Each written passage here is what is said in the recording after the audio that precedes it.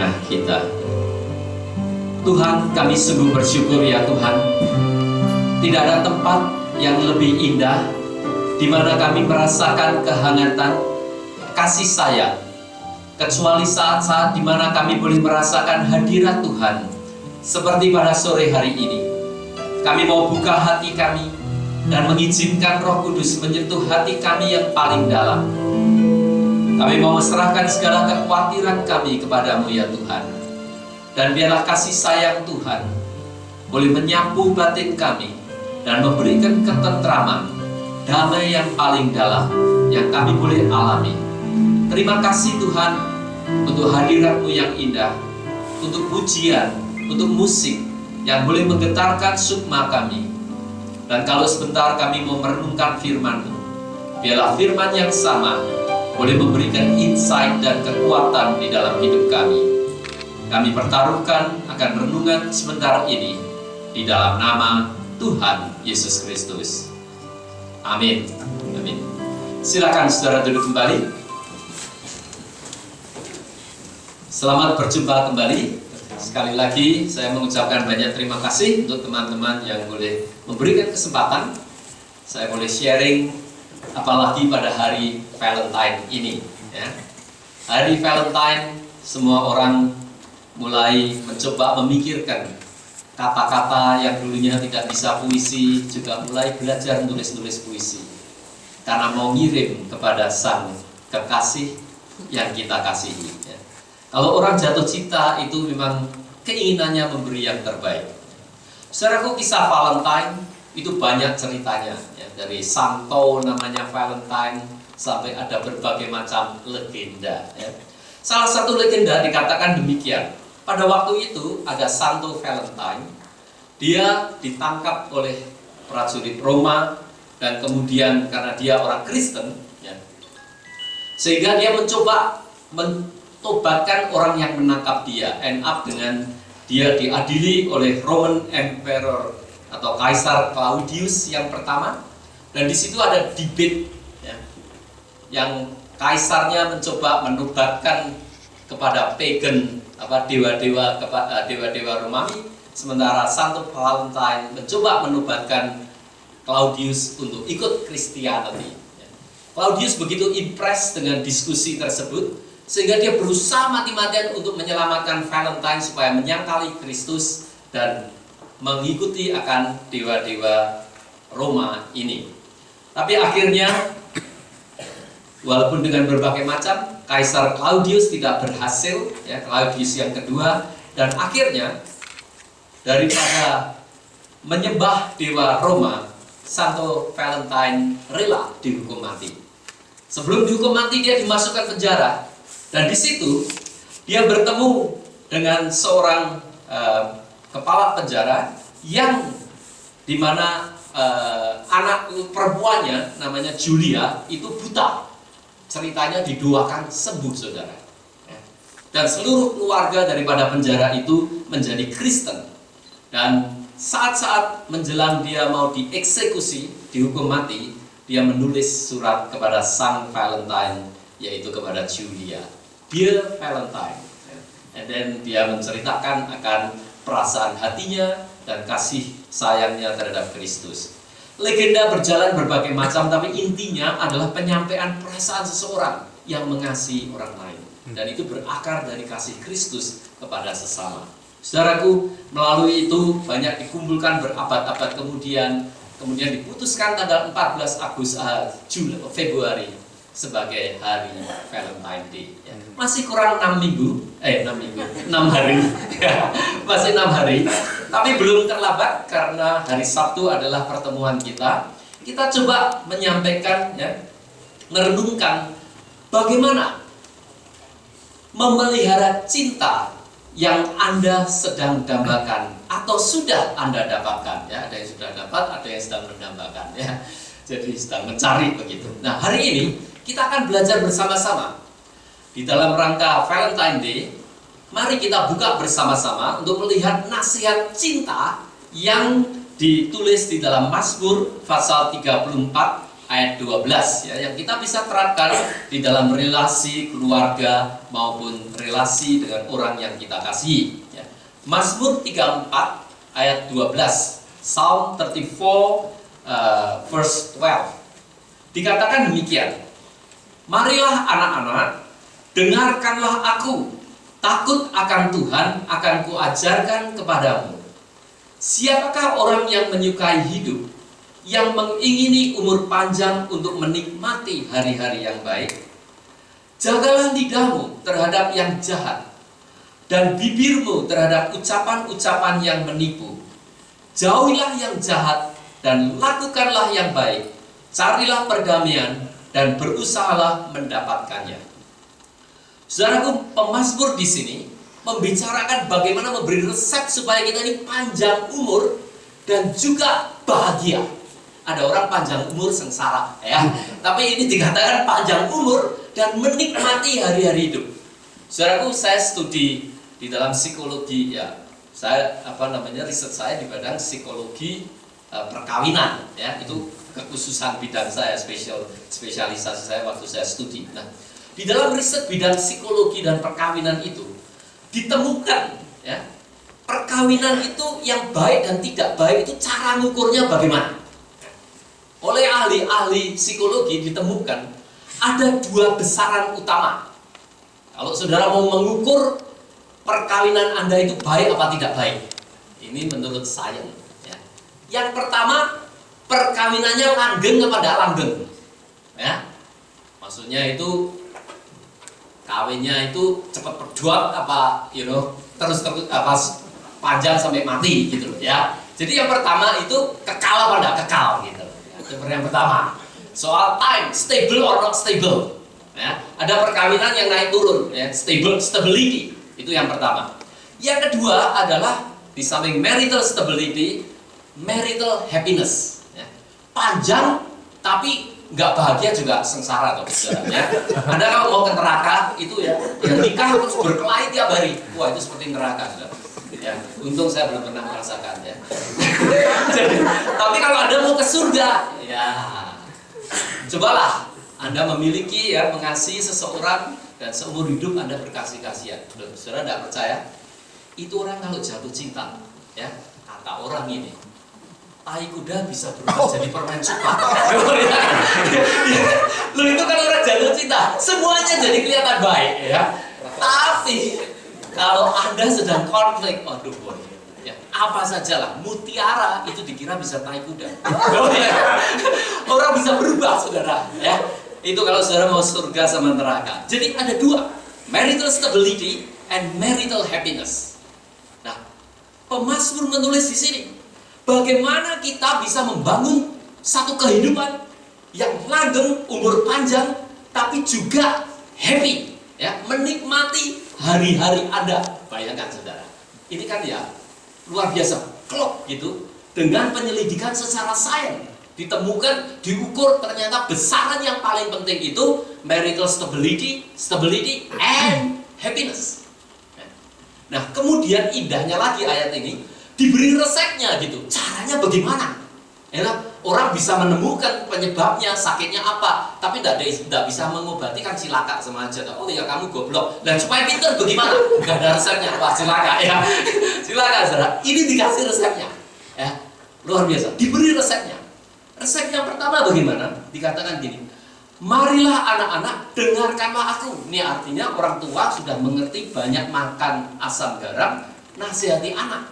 Hubungannya orang yang mentor, tahu, punya pengetahuan, bijaksana, disampaikan resepnya itu. Anak-anak, yang pertama dalam hidup itu supaya umur panjang dan bahagia, termasuk perkawinan kita, takut akan Tuhan. It's amazing. Think about that one. Apa betul takut akan Tuhan itu bisa in some way influence relationship kita? Saudaraku, kalau Anda belajar di dalam teologi misalnya, salah satu yang penting itu adalah teologi covenant, perjanjian. Kita ini diberi perjanjian sama Tuhan. Tuhan memberikan janji kontrak. I have a covenant with you. Kamu kayak apa saja, aku akan tetap mengasihi kamu. Luar biasa. Kontranya itu satu pihak. Ya. Seperti anak, orang tua terhadap anaknya. Orang tua yang baik. Ya. Kamu kayak apapun, engkau tetap anakku. Kalau mati warisannya jatuh ke tempat kamu. Ini orang tua yang normal ya. Ada yang orang tua enggak, kurang ajar itu. Oh, rata kayak warisan gitu ya. Kasih warisan gitu ya. Tapi orang yang ini Tuhan juga begitu, covenant. Hubungan Tuhan, maka dikatakan di dalam Alkitab perkawinan, hubungan romantik itu seperti Kristus mengasihi jemaatnya. Itu merupakan model, ya, merupakan model. Jadi kita perlu belajar dengan takut akan Tuhan. Kita belajar covenant relationship dengan Tuhan itu seperti apa. Kasih sayang Tuhan itu adalah unconditional love, commitment no matter what. Nah, ini merupakan dasar, saudara. Hubungan kita takut akan Tuhan itu menjadi basic relationship hubungan kita dengan sesama, terutama di dalam perkawinan. What is the covenant of God? The basic covenant of God is agape love. Agape love itu lain, saudara, sama romantic love. Kalau romantic love, misalnya begini nih, saya mencintai Jini, ini romantic love nih. Kalau kami nyintai Jini juga over my dead body. Ini namanya obsessive love ya, obsessive love. You love me or I die, you don't love me, I will hurt gitu ya. Ini namanya ya eros. Ada kasih, itu kasih eros. Ya. Kasih yang conditional. If I love you, you have to love me. Otherwise, no love. Gitu. Nah, bukan dipaksa. Nah, itu lain ya. Itu lain lagi itu. Ya, lain. Ini kasih yang pokoknya minta timbal balik begitu. Ini kasih romantic love. Romantic love. Ya. Tapi ada kasih yang biasa lah, misalnya ya. Oh, kami mengasihi Tuhan Yesus, ya kan? Saya juga mengasihi Tuhan Yesus. Saya mengasihi Jini, kami juga mengasihi Jini sebagai friend. It's okay, no problem. Not over dead body. It's okay. It's okay. It's okay. Ya, ini kasih biasa. Ya, ini bukan kasih romantic love, tapi kasih filia, friendship. Ya, friendship. Nah, yang paling penting sebetulnya adalah kasih yang ketiga. Di Alkitab itu ada 3 kasih atau 4. Pastinya ada 3 kasih. Tadi, ya. Namanya romantic love atau eros ya. Yang kedua philia, kasih friendship. Yang ketiga itu kasih agape. Kasih agape itu unconditional love. No matter what you do, I still love you. Nah, itu kasih Tuhan kepada manusia. Kasih Kristus kepada jemaatnya. No matter what, even your sin is like red like a, seperti karmisi. Aku tetap menghapuskan itu semua. And that's the basic foundation of relationship. Kalau Anda married, I marry you, no matter what. Hidung coplok, mata nggak ada, tetap sayang. Nah ini, stabil saudara. Tak jamin stabil. Ya, nggak naik turun. Nggak percaya saudara, tanya nenek saya. Loh ya, saya tanya, Mak, kok ketemu engkong caranya bagaimana? Loh, ketemu bagaimana? Loh, waktu nikah tuh pacarannya gimana? Ini saya waktu kecil tanya cara pacaran sama engkong, sama Mak. Ya, engkongnya udah dud sudah. Udah dud. Tapi ini perkawinan sampai mati, ya. Saya tanya, Mak, bagaimana? Mak itu hari pertama nikah itu ketemu engkong. Loh, wah lah ini repot ini. Nah kalau engkong nggak punya hidup gimana? No money back guarantee. Wah, ini bayangkan saudara. Nah zaman sekarang coba dulu, ya kan?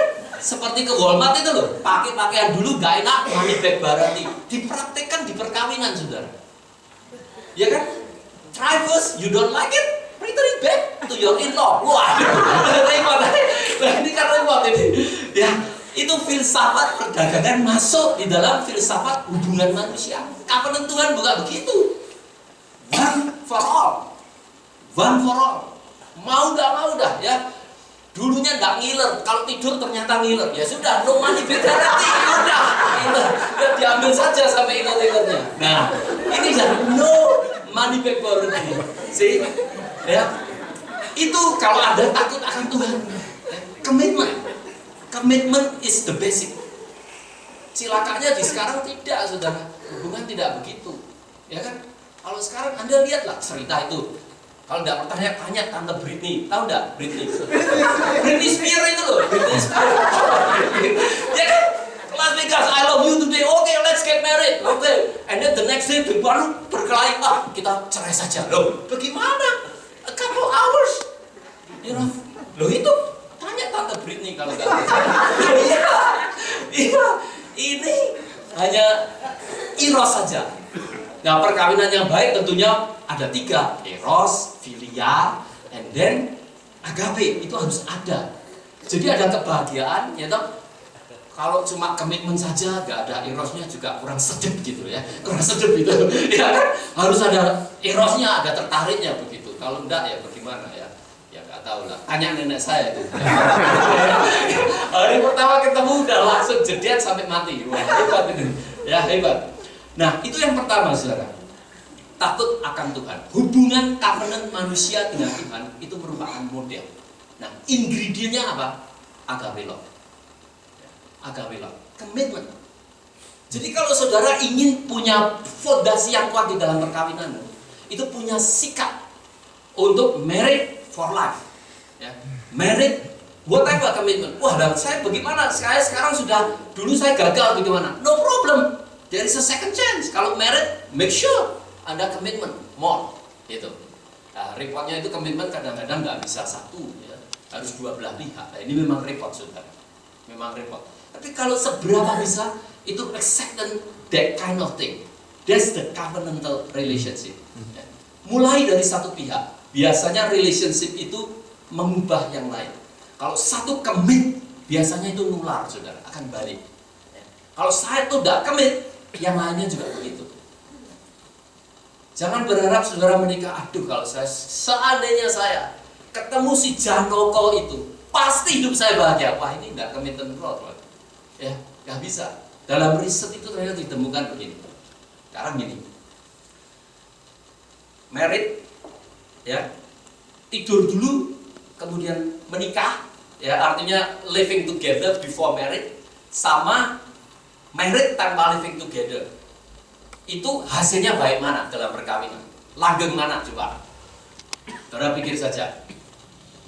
Anda coba dulu, gak suka, balikan, bisa pilih-pilih lagi, ya kan? Sebelum komit whole life. Atau seperti nenek saya, buka, pokoknya hasilnya apa ya sudah jebrek, sudah jadi. Nah, gimana? Kira-kira bahagia yang mana? Kira-kira baik yang mana? Common sense. Terus terang aja, Ferry gimana? Baik yang kedua. Mari dulu baru gitu ya. Itu lebih baik ya. Loh, lah kalau Anda semalam beli iPad saja, coba dulu ya kan? Lah kalau jelek kembaliin dong. Kan chance-nya untuk dapat komputer lebih bagus kan? Sudah coba dulu. Kali itu kan juga gitu. Coba dulu. Wah, don't like it, return it back. Right? Wah, chance-nya untuk dapat kan lebih baik. Logika. Ini ngomong terus terang ya. Logika semacam itu. Guess what? Riset demi riset membuktikan sebaliknya. You're right. Ini Kristen baik ini ketawa. Ya, tapi betul. Riset menyatakan kalau orang belum tinggal bersama kemudian nekat nikah, kemudian orang berpikir, loh kok bisa? Logikanya kan kamu coba dulu kan chance-nya dapat lebih baik kan? Ternyata tidak, saudara. Akarnya komitmen. Kalau you want to try first, you have no commitment. But when you got married, just take it, whatever cost. That's showing your commitment. Gak heran, saudara, itu merupakan fondasi yang lebih kuat. Ternyata itu lebih last, lebih kekal. Riset dari banyak riset di sains, orang umum yang beriset itu. Ternyata yes, perkawinan ternyata kalau dimulai dengan komitmen itu jauh fondasinya lebih kuat. Ya, itu yang pertama, takut akan Tuhan. Yang kedua, dikatakan di sini marilah anak-anak takut akan Tuhan, ayat 13. Siapakah yang menyukai hidup? Kemudian yang ayat 14. Jagalah lidahmu terhadap yang jahat dan bibirmu terhadap ucapan-ucapan yang menipu. Yang kedua, resep yang kedua supaya kita bisa umur panjang dan menikmati hari-hari yang baik adalah komunikasi. Jagalah lidahmu terhadap yang jahat dan bibirmu terhadap ucapan-ucapan yang menipu. Saudaraku, dalam perkawinan yang penting adalah dalam relationship komunikasi. Pak, saya tidak bisa komunikasi. Nah, tidak bisa komunikasi itu komunikasi. Bahwa Anda mengkomunikasikan tidak bisa komunikasi. Nah, dia diam terus. Nah, itu komunikasi. Ya. Manusia itu tidak bisa berkomunikasi, selalu berkomunikasi. Apakah dengan perkataan, apakah dengan sikap tubuh, apakah dengan perbuatan. Seringkali kalau orang mau counseling, biasanya itu datang gini, Pak, saya punya problem dengan anak saya. Gimana? Anak saya nakalnya luar biasa. Saya biasanya nggak ngurusi anaknya, yang saya urusi orang tuanya. Nanti kalau orang tuanya hubungannya baik, anaknya baik sendiri. Aneh ya. Karena anak mengkomunikasikan hubungan di dalam keluarga. Saya kasih contoh lagi. Satu kali ada psikolog, dia ngajar di sini, Sandy Yusi, sudah mati tapi orangnya, namanya J. Henry. Satu kali ada pasiennya, dia datang. Itu pasiennya punya anak, punya penyakit lucu, saudara. Ini penyakitnya. Kalau ada tamu di rumah, dia ambil jarum. Jarum, tahu ya? Jarum. Bahasa Jawa ini dom itu loh ya. Jarum. Terus maminya baru ngomong sama papinya apa gitu. Dia lari di belakang tamunya itu. Cari pantatnya tamu. Terus kan. Bayangkan saudara, Anda punya anak kayak gini gak celaka saudara. Bayangkan saudara, nggak tanggung-tanggung dicopot jarum sama anak. Nah, bingung kan? Diajar, diapain semakin jadi. Bingung kan orang tuanya. Akhirnya dibawa sama Jerry sini. Terus ditanya, oh gini. Nah, kamu seneng ya main pincing apa itu coblos-coblosan jarum? Oke. Bu, gini saja. Anakmu ini perlu nyoblosnya supaya pinter, ya. Tolong tiap hari dibelajari, ya, beli kamu boneka, beli jarum yang banyak. Setiap hari kamu harus ngajari anak ini nyoblos yang tepat. Kamu main sama anakmu setiap hari setengah jam at least. Main coblos-coblosan, oke? Ini psikolog gila sebenarnya. Guess that. 1 minggu pulang, all the symptom disappear.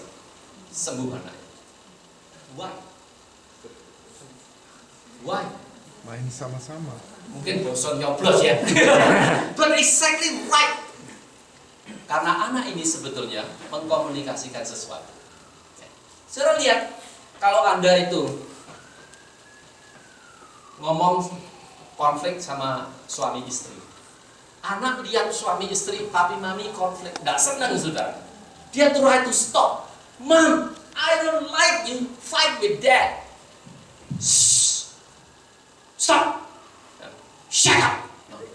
Anak, kalah gede ya kan? Kalah gede. Kalau sama gede ini diajak jotosan ya kan? Ini kalah gede sama papi sama mami. Diam ya. Papinya berkelahi terus. Nangis mulai mencoba mengkomunikasikan something. Dia berkata, stop, don't fight. Dia coba mengkomunikasikan something. Malah dikampung. Buat. Masuk sana. Mantel dia. Saya ngomong tidak bisa, nangis tidak bisa, ngedang saudara. Malah saya pusing. Kenapa dia? Berkelahinya berhenti saudara. Karena anaknya kepalanya pusing. Ya kan? Dia belajar, berarti dengan kepala pusing saya bisa mempermainkan orang tua. Tapi lama-lama ketahuan, kepala pusing juga didiamkan saja. Jadi akhirnya apa? Coba saja, oh kepala pusing nggak bisa. Coba ambil jarum, cobloskan gitu. Muami, kalau ada tamu itu lihat saudara. Kalau anak ada tamu, kan ada anak yang wah seperti anak gila gitu ya kan, seperti barongsai aja, celat sini, wah, mami papinya nggak bisa apa-apa. Enak, ada tamu mau ngomong, nggak ada apa kamu, ya kan nggak bisa apa-apa gitu. Anak menang. Nah ini terjadinya begitu terus-terusan sampai pada poin itu tadi ngambil jarum, cobloskan ke pantat orang tua, ke pantat tamu. Jadi dengan intervensi namanya paradoksikal. Duduk sama-sama sama maminya, kemudian listening, ya, talking, main sama-sama 1,5 jam tiap hari, sembuh saudara, karena dia bisa mengkomunikasikan hatinya. Anda boleh percaya boleh tidak, salah satu hal yang penting di dalam keluarga adalah komunikasi. Kalau kita tidak bisa berkomunikasi, menyampaikan unek-unek kita secara langsung, pasti itu akan menabur atau menyebar ke arah anak-anak, ke arah keluarga. Dan tidak hanya itu saja, itu bisa pass it on from generation to generation. Anda bisa lihat di Alkitab, Abraham sama Sarah istrinya gak bisa komunikasi, ngambil ya, masalah anak misalnya, ngambil istri lain, kemudian mereka tidak bisa berkomunikasi, create a problem sampai hari ini. Islam dengan Kristen sampai hari ini. Dan itu bisa ditrace dari generasi ke generasi. Salah satu riset misalnya, kalau Anda punya family yang keadaannya itu double bind communication. Double bind communication itu begini, ya. Nah, kamu sekolah yang pinter. Oh, Ma, aku dapat A. Masa dapat A? Papa itu dapat A plus. Ini gak gimana? Susah kan? Saya sudah dapat A, masih salah saja. Ya, itu ada keadaan situasi orang tua atau keluarga, Anda itu ngomong apa jatuhnya salah terus. Itu namanya double bind. Misalnya, I love you but I hate you misalnya. You know that I love you. Ngerti gak? Aku kerja mati-matian untuk kamu. Nah, aku karena mengasihi kamu. Mengasihi kok ngamuk-ngamuk. Ya kan? Ini kan double bind kan? Double bind dong. Orang mengasihi kan tidak bisa tuh bentak-bentak begitu tuh. Ngomongnya juga harus kalem apa begitu. Supaya kata dengan perbuatan itu klop sama. Ya. Tapi kalau double bind terus, itu dalam riset ternyata ditemukan 3 generasi. Biasanya keluarganya ada yang mengalami skizofrenia. Karena tidak bisa komunikasi gitu. Komunikasi is one of the most important thing. Jagalah lidahmu terhadap yang jahat dan bibirmu terhadap ucapan-ucapan yang menipu. Kalau Anda studi psikologi, ini basic pertama. Anda itu diajar ilmu komunikasi. Gimana cara listening, bagaimana cara menyampaikan pengetahuan kita, bagaimana membuat orang lain itu supaya merasa di-empower, menciptakan perasaan safe, sehingga orang itu bisa mengatakan perasaannya. Sebab if you reveal your feeling, that's the beginning of healing. Gitu. Jadi orang bisa menyampaikan perasaannya kalau kita menciptakan suasana yang aman. Semua itu dilakukan melalui komunikasi. John Gottman misalnya, itu di University of Washington pada waktu itu dibiayai oleh negara membangun namanya lab love, ya. Jadi love lab. Jadi laboratorium untuk cinta. Mereka membuat riset bagaimana orang itu bercinta. Ya. Tiap Sabtu gitu orang didatangkan pasangan, kemudian diamati sampai bertahun-tahun dari pacaran sampai punya anak, sampai anaknya besar dan sebagainya. Kemudian dia mengamati cara tingkah laku orang itu berkomunikasi bagaimana. Goalnya cuma satu, risetnya itu cuma membedakan functional marriage sama dysfunctional marriage itu bedanya apa sih? Salah satu, functional marriage itu biasanya ya, dia kalau mau kritik pasangannya itu memberi pujian 5 kali sebelum dikritik. 1 kali. Sementara pasangannya yang disfungsional, perkawinan yang disfungsional, sebaliknya saudara, kritik habis-habisan, dipuji itu kalau dapat 1 aja sudah bejo saudara. Nah ini, gak heran, itu 15 itu. Jadi Anda praktekkan saja, kalau perkawinanmu itu kurang bahagia, coba diubah. Sebelum kritik, ya, cari kebaikannya 5 kali. Anda ubah itu aja. Wah itu bisa kayak miracle. Repotnya tidak gampang komunikasi semacam itu. 5-1, coba saja. Termasuk sama pendetanya. Kalau Anda mau ngeritik pendetanya, ya 5 pujian dulu sebelum 1 kritik, oke? Itu. Kalau untuk saya tidak jadi pendeta di sini. Itu umum aja, itu komunikasi ya. Nah, sekarang yang kedua. Resep yang kedua dikatakan di sini ayat 15a. Jauhilah yang jahat dan lakukanlah yang baik. Dengan kata lain, taburlah kebaikan kepada pasangan. Ini dalam riset dunia perkawinan itu aneh. Orang pada waktu itu pertama ditemukan satu generasi paradigm itu komunikasi tadi. Jadi orang berbondong-bondong. Wah, kalau gitu kita menemukan resep bagaimana caranya mengubah perkawinan yang disfungsional menjadi fungsional. Training saja komunikasi. Orang jadi mati-matian di training saudara tentang komunikasi. Ternyata hasilnya tidak gampang mengubah pola komunikasi. Nggak gampang. Coba kamu dengarkan suamimu ya. Oke. Paraphrase, ya. Listening, and then paraphrase, and then advance empathy, and then give a safe. Ya. Di training macam-macam semacam itu. Ya. Dan banyak ya orang-orang yang training di psikologi itu ya salah satunya adalah training semacam itu. Luar biasa, berkembang luar biasa. Ternyata di dalam riset ditemukan yes, help. But the problem is pada waktu retreat, pada waktu training bagus saudara. Tapi enggak bisa lama. 2 tahun, 3 tahun kembali lagi ke pola yang sama. Bagaimana ini? Nah, jadi ada gelombang riset yang kedua adalah dilakukan begini. Sekarang coba pikirkan kebaikan yang ada, kebaikan orang lain. Jadi menerima. Wes, keadaan seperti apa? Belajar menerima, mengubah diri kita, menaburkan kebaikan. Itu dasar teorinya adalah manusia itu sebetulnya seperti orang kalau nikah itu seperti dagang. Ya. Jadi tiap orang itu punya modal kebaikan, modal kasih. Nah, modal kasih ini didapat dari orang tua kita, dari generasi-generasi sebelumnya. Nah, ini kita bawa.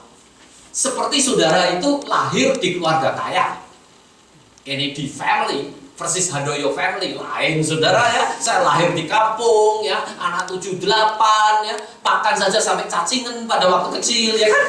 Lain sama Kennedy, ini kan lain, modalnya lain. Nah, dalam dunia psikologi itu ternyata tiap orang itu punya modal yang berbeda-beda. Tergantung dari keluarganya. Ada keluarga yang hubungannya begitu baik, kasih sayang bagus, jadi modalnya itu banyak. Memberi kebaikan, kasih pada orang lain itu gampang.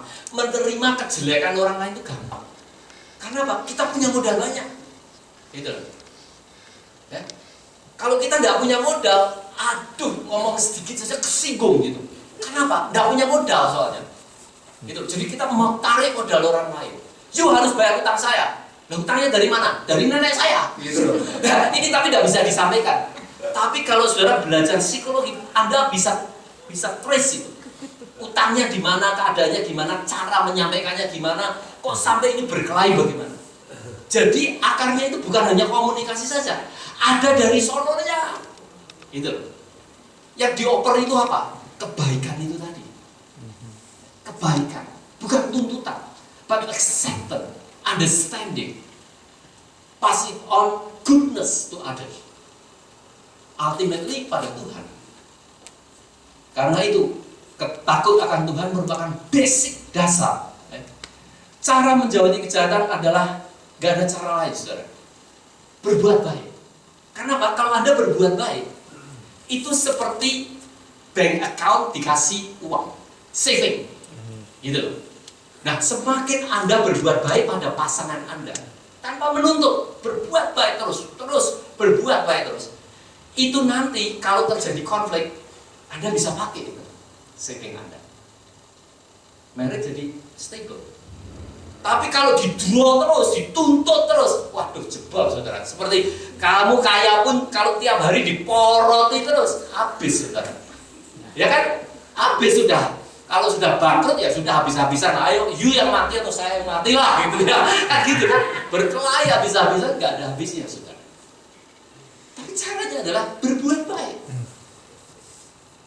Ya, pikirkan yang baik. Seringkali kalau dalam counseling itu, wah kalau saya sudah lihat, aduh ini kok gak ngerti gimana caranya memecahkan masalah ini ya. Diajari komunikasi gak bisa, ngomong gini terus gak bisa. Biasanya saya mikir gini, oke, I would like to know, tell me, how you can get married and when you were dating, tell me, how you attract these women or this man. Kemudian mereka mulai nostalgic gitu. Dulu itu, aduh dia jalan itu saya lihat pertama, lihat kuncirnya saja, aduh hati saya itu berbunga-bunga. Oh iya, semacam itu ya. Iya. Sekarang hari ini kuncirnya masih sama saudara, tapi monyongnya yang dilihat. Salah lihat gitu, salah lihat. Dulu kuncirnya, sekarang monyongnya yang dilihat. Aduh, ini repot saudara. Ya, saudara lihat.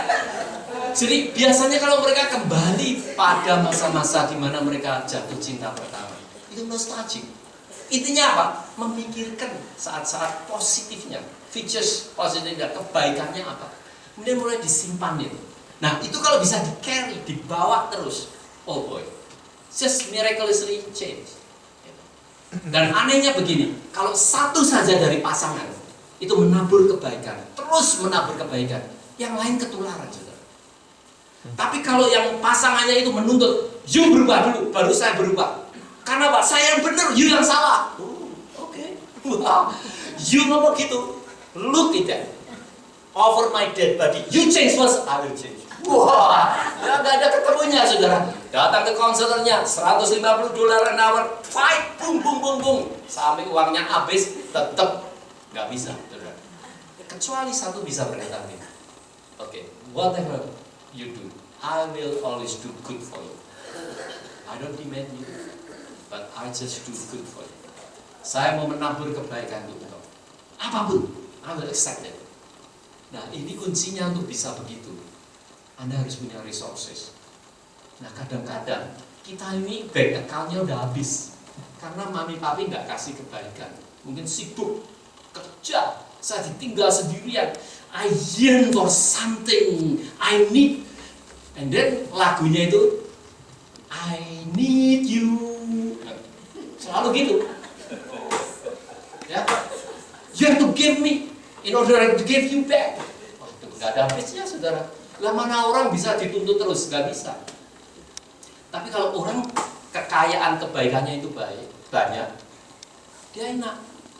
Whatever you do, ya, if you need me, I will always available for you.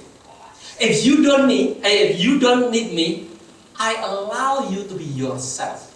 Wah, itu seperti, Anda lihat, ini rahasia. Anda kalau mau menaklukkan laki-laki gampang. Betul, gampang. Kalau dia lari, biarkan. Kalau dia datang, beri yang terbaik. Itu nanti kayak per. Tapi lain saudara.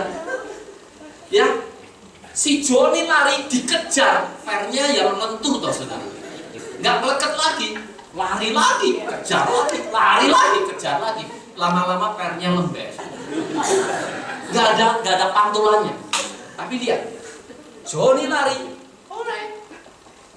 I feel disappointed, but I always available for you dia. Balik ya, gusuk balik. Semakin dia lari jauh, semakin dia balik. Gitu loh. Kenapa? Kalau Anda memberikan safe environment, acceptance. Semua manusia itu butuh acceptance.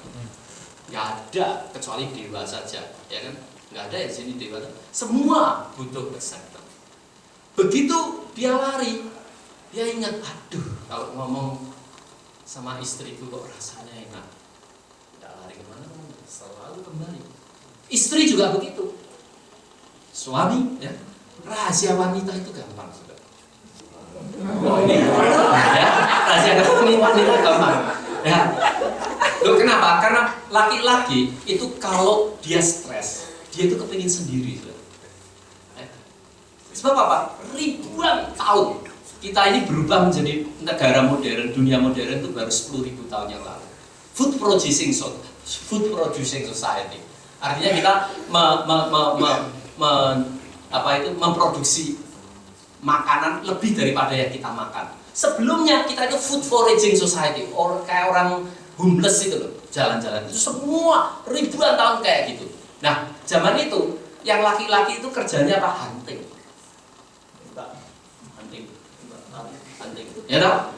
Kalau sudah dia istirahat di gua, ngeleker ya, gitu kan? Itu kan laki-laki gitu. Jadi itu sudah diprogram di otaknya, gitu. Ya sampai sekarang negara modern juga gitu. Kerja mati-matian, pulang habis hunting, wah nggak ada hunting apa? Ambil remote control kan hunting. Sambil ke guanya gini ya, diem ya. Dia mau istirahat. Lah bayangkan saudara, istrinya dari pagi sampai sore sendirian, suaminya datang langsung. Dia tak mau ngomong, aduh ini sudah teler saudara ya, sudah sembunyi di guanya ini, didobrak, lihat TV terus. Itu enggak apa namanya remote control bisa jadi peluru kan? Wah, gitu aja. Ya kan? Itu sering terjadi. Wanita, kalau kamu sama pria, supaya dia ini, kalau dia sendiri biarin saja. Tapi celakanya wanita ini sebaliknya, saudara. Dia itu rileks kalau ngomong. Nah, ini repot. Dia tahu ngoceh. Dia rileks. Nah, kita senep, saudara. Nah, ini repot, ini terbalik ya. Nah, bagaimana kita mengatasi hal itu? Nah, sayangnya Jimmy ada di sini. Tapi ini rahasia saya. Kalau dia mulai ngomong gitu saya, oke. Tanimor badan. Terus gimana? Loh kamu dengerin enggak? Oh iya dengerin, coba kali lagi. Walaupun saudara enggak denger, pokoknya gitu aja. Itu listening, jangan dibantah. Laki-laki kepinginnya cepat istirahat. Terus solusinya gimana? Aku udah minta solusi. Loh, yang penting solusinya gimana? Kamu gimana? Putusin. Wah, kelengker itu. Wah, itu sumurnya bisa naik itu. Masanya jadi tidak enak semua saudara. Kalau sudah gitu, ya wanita nggak bisa begitu ya. Saja. Oke. Oh ya, terus gimana? Oh gitu dong. Ya. Wah. Oh gitu. Wah. Gitu saja udah. Ya gitu saja. Listening udah. Oh, that's good. Gitu aja. Jangan kasih solusi. Listening aja. Gitu loh. Ini rahasia yang tidak percaya, coba aja. Ya. Jadi itu nabur kebaikan supaya orang senang, terima. Jadi kalau bersama dengan dia rasanya enak begitu ya. Nah, yang terakhir itu dikatakan di sini apa? Ada masanya di mana ya dua-dua itu komunikasi, kemudian menabur kebaikan itu biasanya preventif. Ya. Tapi ada masanya kita gabresan sudah konflik. Nah, ini gimana? Dikasih resep preventif, ini kuratifnya. Ya. Dikatakan di sini ada ayat 34 ayat 15b. Carilah perdamaian dan berusahalah mendapatkannya. Wah, ini. Carilah perdamaian dan berusahalah mendapatkannya. Mazmur 34 ayat 15b. Jadi hal yang keempat di mana kita perlu lakukan di samping takut akan Tuhan, komunikasi, menabur kebaikan, konflik resolusi dan pengampunan. Ya. Masalah di dunia itu cuma dua. Satu bisa dipecahkan, satu tidak bisa. Ya kan? Betul nggak? Sekarang saya jatuh cinta sama seseorang, tahu-tahu orangnya mati, mau apa? You mau pecahkan? Loh, gimana saya cintai kok you mati? Loh, tidak bisa kok. Ya? Nah, kalau ada masalah yang tidak bisa dipecahkan gimana? Anda yang berubah. Kalau ada masalah yang bisa dipecahkan, kita yang apa? Cari problem solving. Cari solusi. Dalam hidup rumah tangga itu ada hal yang tidak bisa diubah, saudara. Lah sudah terjadi bagaimana? Gak ada cara lain. You berubah. Caranya apa? Diampuni. Diampuni itu bagaimana? Saya punya hak untuk menuntut Anda, tapi hak itu saya lepas. Saya buang surat utang itu, saya buang. Lagi model daripada Kristus. Dalam hidup itu nggak ada, aduh dia sudah begitu berbuat, kamu tidak bisa mengampuni. Ya celaka, saudara, Anda akan carry terus for the whole life. Kejadian yang sudah terjadi itu tidak bisa ditiadakan. Sudah happen, what can be said? Tapi persepsinya bisa diubah. Persepsinya, meaningnya bisa diubah. Itu. Loh lah, dia sudah jatuh sama wanita lain bagaimana? Aduh. Ya. Happen already. The only thing is forgiveness. If you want to continue with the relationship. But you have a choice. You can say, no, okay, I cannot move on. That's your choice. But only forgiveness. Thing that already happened in the past. Hanya bisa dihapuskan melalui pengampunan, melalui kasih. Acceptance, understand. Lah, hal yang bisa diatasi bagaimana? Belajar konflik resolusi. Nah, konflik resolusi itu begini, ya banyak caranya, tapi saya kasih sedikit saja. Kalau Anda sedang hot, ya, panas sama panasnya, itu dalam riset tesnya begini, saudara. Anda pegang saja, kalau Anda berkelahi, Anda pegang gini. Ini kalau 1 second lebih dari 90 detakan, itu Anda tensinya berarti, itu Anda perlu waktu 20 menit untuk recover sebelum bisa ngomong dengan baik. Sebelum otaknya ini bisa normal, saudara. Kalau enggak, itu limbik sistemnya itu limbik sistem kuda, fight and flight. Otaknya nggak jalan, saudara. Jadi yang kepiur-kepiur itu bagian amigdala sama tengahnya. Wah, itu udah nggak bisa mikir. You ngomong apa saja, wah ramonya digabrus saja, nggak bisa. Nah, kalau begitu lebih baik dikatakan time out. Jadi kalau Anda sedang gabresan, sedang berkelahi, naik darahnya, wah ini dihitung kok 90 lebih ini di detaknya per second. Mendingan kamu ceasefire. Mah, kita time out dulu dah. No, gini dah. Calm down. Kita sama panas. Jangan problem solving. Lah ini kamu harus ambil keputusan, beli rumahnya sekarang apa tidak? Waduh, nggak bisa, saudara. Problem solving itu kalau sudah calm down. Kalau sudah calm down, semuanya tenang, baru kita bisa ngomongin. Nah, tapi kalau ini sedang hot, ya, adrenalinnya sedang naik, wah nggak bisa. Tes adrenalin naik itu bagaimana? Di samping detak saja, gampang. Ini ya, tangan nih, Anda kasih di pipi ini, plok. Kalau tanganmu ini dalam udara tidak dingin biasa ya, tanganmu lebih dingin dari pipimu, itu artinya kortisol Anda naik, adrenalinnya naik. Ya, fight and flight, gitu loh. Nah, fight and flight itu repot, sudah, tidak bisa mikir dengan tenang. Itu perlu 20 menit at least untuk recover. Ya, perlu time out. Nah, baru bisa ngomong. Tapi kalau hot sekali kepengen tetap ngomong, lebih baik sama orang ketiga. Nah, biasanya kalau orang ketiga, itu sistem saya bagi. Oke, sekarang gini, kita tentukan dulu role-nya. Ini hanya untuk hot ya, kalau perang ya. Siapa yang mau bicara dulu? Jadi saya tentukan, mami yang bicara dulu, papi role-nya mendengar. Anda boleh bicara apa saja, tapi papi harus bayangkan di tengah-tengah ini ada mirror, ya, transparan, ada kaca transparan. Anda bisa lihat si istrimu itu melemparkan semua sampah, tapi tidak kena masuk dalam hatimu. Bayangkan saja itu. Ya. Pokoknya kamu hanya listen saja. Listennya gimana? Paraphrase. Aku benci sama kamu, mah. Wah, aku sudah, rasanya udah. Oh. Jadi kalau saya mendengarkan dengan baik, mama benci sama saya dan marah sekali. Betul enggak? Iya. Oke.